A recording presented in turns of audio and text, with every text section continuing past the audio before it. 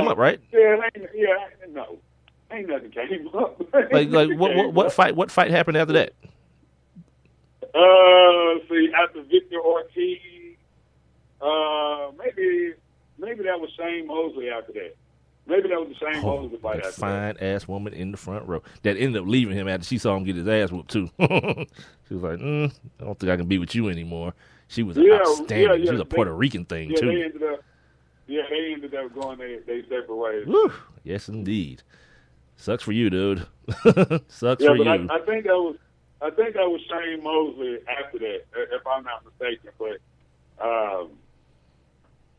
like I say, I mean, this is an interesting situation, man. And everybody's expecting a good fight. But if nothing else happens, Michael, if nothing else happens, May 1st through May the 3rd, right? Fight weekend. If nothing else happens, folks going to have a good damn time, and it's going to be a lot of money made in They better have a good time for as much money as it's going to cost. Now that you brought that up, like I said, on April 2nd, this article caught my eye. The title or the headline is Floyd Mayweather's 2015 earnings will shatter all-time record for athlete pay. And actually, it's not even just about Floyd. The article is much more in depth about the money that's going to be pumped into this particular fight. Right. One of the things I highlighted was ticket pricing at the MGM Grand Arena has been set at a range of $1,500 nosebleed to $10,000, obviously closer to the actual ring, which will yield $74 million in gate receipts. Yeah. That is 4 times the previous record, which, again, is a Mayweather fight against Canelo Alvarez in 2013. It goes on to talk about Mayweather and Pacquiao's payday. And this was the interesting part to me because I didn't really know how it broke down and everything. The paydays for Mayweather and Pacquiao will be determined by the pay-per-view buys and the ongoing negotiated split between the pay TV distributors and HBO/Showtime. The usual split is 50-50, but HBO and Showtime are proposing to keep 70%. Good for them. Of the pot this go round, with most of that filtering down to the fighters. So these dudes are gonna get paid, brother. I'm talking, out the wazoo. The fighters are set to split their share of the pot. Everyone knows this, 60-40. Well, everyone who's interested in any way, shape, or form knows 60-40 is the split in Mayweather's favor. It continues to say Mayweather is likely to earn at least on the bottom end, bruh, $150 million for 36 minutes for the max 36 minutes of work, my dude. Yep. And Pacquiao more than $100 million. The paychecks can soar much higher if the pay-per-view buys blow past $3 million because they're setting the cap right now at $3 million, which is more than any other fight. But that's why they enacted that exclusivity clause MGM has. And they're going to be, right now, as they say, it's going to be about $150 in order to watch the fight in the closed circuit at, one of the MGM locations. So basically, what that does is that counts. Like if I'm not mistaken, like every $100 would technically count as a buy because the pay per view is only $100, right? Right. So for every two people that pay $150. That's 3 buys. Wait, is that how they're doing it? Like the money that you pay to the hotel hotel to see it? No, I think it's calculated electronically. Like it has to be calculated by when you make your call or your internet, whatever you do to get the pay per view. Yeah, but I'm just saying, but some kind of way. No, this is a money grab for MGM. B. This is what this is. Because the main money is going to come from outside that area, like the people here in Atlanta or in Florida or California, wherever you are. Yeah, that's where this $300 million or whatever it is going to come from. Whew, boy, but I guess, man, to get punched in the face for a living, it better call somebody. You know what I mean? Man, and look, if you can just make it a couple fights, you know what I'm saying? Until you can start getting $100,000. Not me. You can make it. 10 to 15 fights without just losing your damn mind. Yeah, I can't make it one. Yeah, you might have a shot. Because as soon as I get hit in my face, I'm going to catch a damn attitude, dude. It's going to turn from a boxing match to a real damn fight. Right. Dude just hit me in my damn eye. Look, the ticket prices, though, right? Like, I still have this ticket. It's upstairs. I have it upstairs because I thought I was never going to get rid of it. But what were we sitting on? Like the sixth row away from the ring. These were the tickets I told you about that Floyd gave me and tickets to sit ringside, right? The ticket was $1,500, Mike. $1,500. Yeah, pay that same amount now. You know where your ass gonna be at?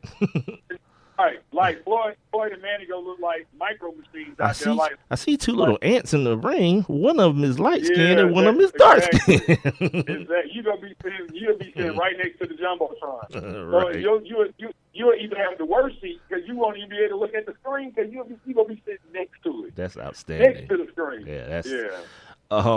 It says here Mayweather's earnings could reach $200 million over the last 12 months if you factor in the September 2014 match against Marcos Maidana, where he pocketed $32 million.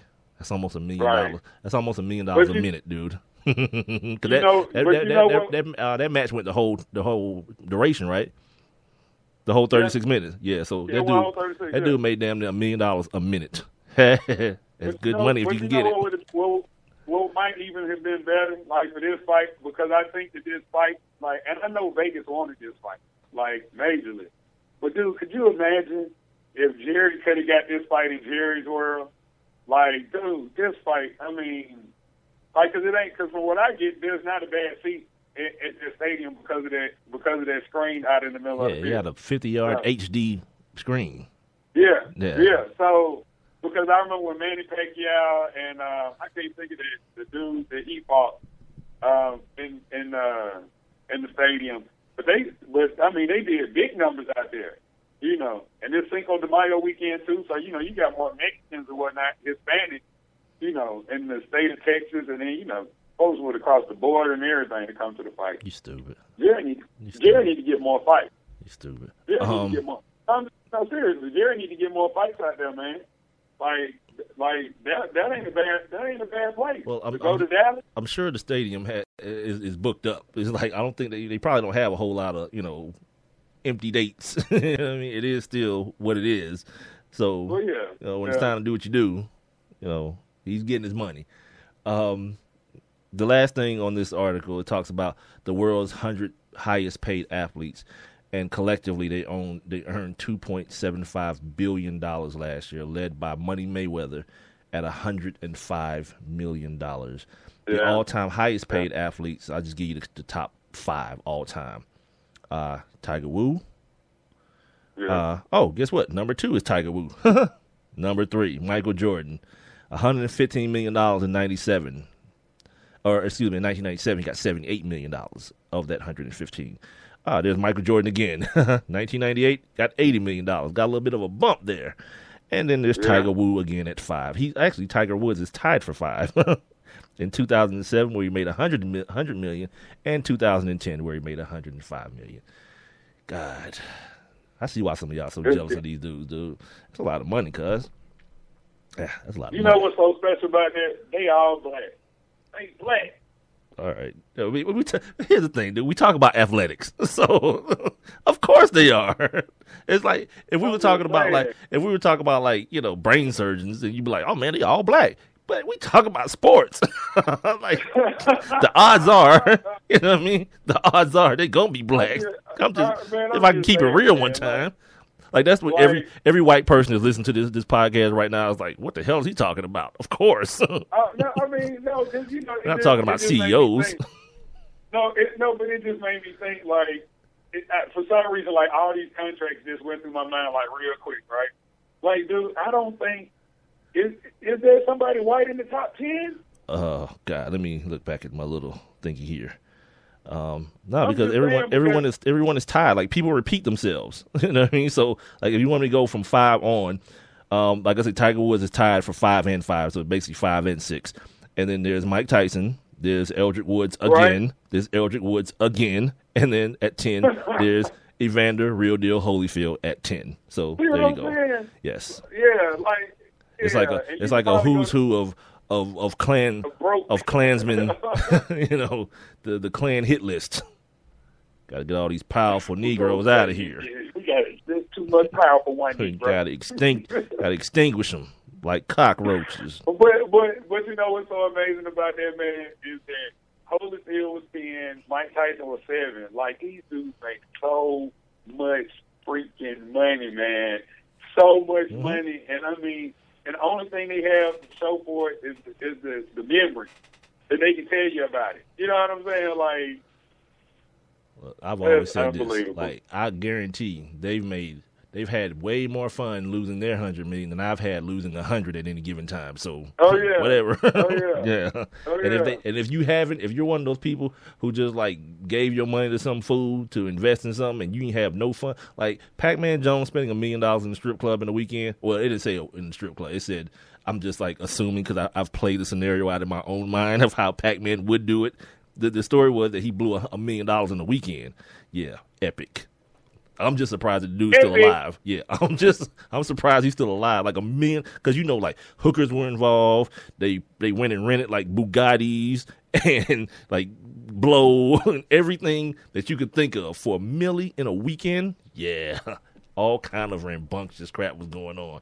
And look, if Pac-Man ends up being broke as a joke, you know what he'll have the story from that $1 million weekend, and I bet they are awesome, every last one of them, the ones he can remember. Because yeah, there had to be some blackouts involved as well. Like you don't just blow $100 million just hanging out with the boys. No. Some real nefarious things happened during that weekend, and I'd like to hear about every last one of them. I may have even preferred to be involved in some of them, not all of them, but some of them. Tomorrow, we didn't get to it today, and we only got like 3 minutes left. But tomorrow, I'm going to get to this MLB stuff because I don't anticipate there being anything, that on that grand of a scale for us to talk about tomorrow. So I'll move this stuff about, my just reinforcing my opinion on how baseball is just they're killing themselves slowly. You know what I mean? Based on a lot of this, the foolishness that has to happen in baseball for you to be considered to be playing the game right. Or, as I like to call it, playing the game white. So there's that. Well, since we got 3 minutes left, I guess I'll give you this real quick because I've had this for a while as well. If I can find it in the last 2 minutes of the show here, it has to do with a Russian porn star. Now that I have your attention, yes. now that I have your attention, yes, a Russian porn star has offered. A Russian soccer player, don't know who this guy is, doesn't really matter in the context of the story, a 16-hour sex session if he scores 5 more goals. What? 16 hours, dude. 16 freaking hours, B. Somebody goes, now you talking about you surprised that Pac-Man's still alive. Boy, 16 hours of sex will kill you, Yeah, dog. you're going to die of dehydration. All your bodily fluid's going to be gone. Like, I've had some, like some marathon situations in my, I'm saying like it's plural, not plural. One in particular. I happened to be pledging my fraternity at the time, and at the time, I don't know, when you're pledging certain fraternities, you have to abstain, but a certain situation presented itself that wouldn't have any other way otherwise. So me and this tall volleyball playing pink toe, from probably about 11 o'clock that night, and the next thing you know, the sun was coming up. Yeah, going strong. Your boy was young and in shape. You understand? Shape. Well, you got your reparations, didn't you? Yeah, let her tell it. Yeah. There was 40 acres, and I was the mule. We'll just say it like that. Wow! Oh, yeah. I was the mule. That happened, dude. Yeah, I was, Ooh, let me stop. Let me getting flushed over here. Too black to be getting flushed. Oh, yeah. And that's going to do it, ladies and gentlemen. Thought I'd close the show with something a little lighter in nature, I should say. Don't forget, you're listening to us, the Sports Kings Podcast, Big Mike and Rob Calloway via Spreaker.com. You can also catch us when we're off the podcast at Twitter, Instagram, and Facebook at Sports Kings Live. And also The email, sportskingslive@gmail.com. You can contribute to the show monetarily by going to gofundme.com/sportskingslive. And what we'll do, we'll see you guys tomorrow for a little hump day.